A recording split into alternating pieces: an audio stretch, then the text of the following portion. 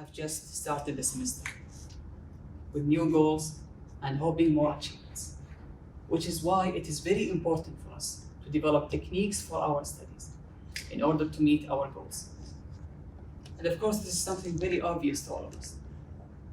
But the problem with this is the implementation, since always words are easier than action. And because of this, I would like to deliver a speech whose message is, we can do the words. During my freshman and sophomore years, I had many moments where I lost the desire to study and evolve. And although I tried to read and catch a book back then, but no benefits were gained. And naturally, the grades became lower, and moments of regrets increased. This kept happening until the last year. The year I watched a lot of TikToks and watched many people who had more problems, more than I had, and yet had many achievements. So I said to myself, stop being dramatic, Ahmed, and start to look for a better version of you. And I was convinced, especially after the talks I watched, and realized why there were not any outcomes, even though I tried to study very hard. Simply because words are not, because words are simple. It's not something that you can make them. And what makes them doable is our belief. Now, if we hear someone saying, you have to believe in what you say, we would say, duh, we know that. But really, it is deeper than this. Because our belief is vulnerable and can be affected by social relationships, which is one side of the story, and the other is by our performance in life. In my case, my grades affected my belief of whether or not what I was doing was right, which brought me to even lower grades.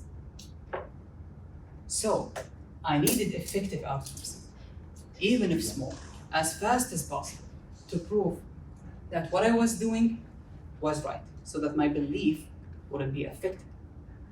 And here was my question. What brings effective outcomes as fast as possible? This is a hard question. And the answer, usually, is by studying for many long hours. However, the problem was, I get tired very easily. Actually, I get distracted very easily as well. And the answer was surprising. Just maintain a good body posture. It's like not sitting like this, you're sitting like this. Now, when I saw this, I was like, what? I was expecting answer like, you have to have a high free will or willpower, or build up relationships, hard-working relationships, so that they can give you passion in life or to do your things. But really, when it comes to the thing that enables me to have the durability of studying for too many hours, the only answer I found was a proper body posture. This is not coming by my own. Actually, there was a study conducted by health psychology, which concluded that the way we sit during our studies or work can actually have an impact of our mood.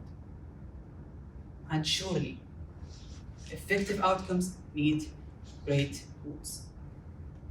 So after I saw this thing, immediately I created a space for a table and a chair and put a lot of books on it, and considered two very important things: the good body posture and the belief.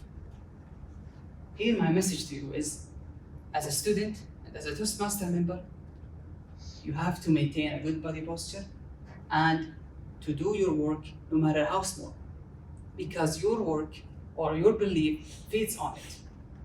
And what makes your belief unquestionable is what will guarantee a wonderful life of contentment. Thank you.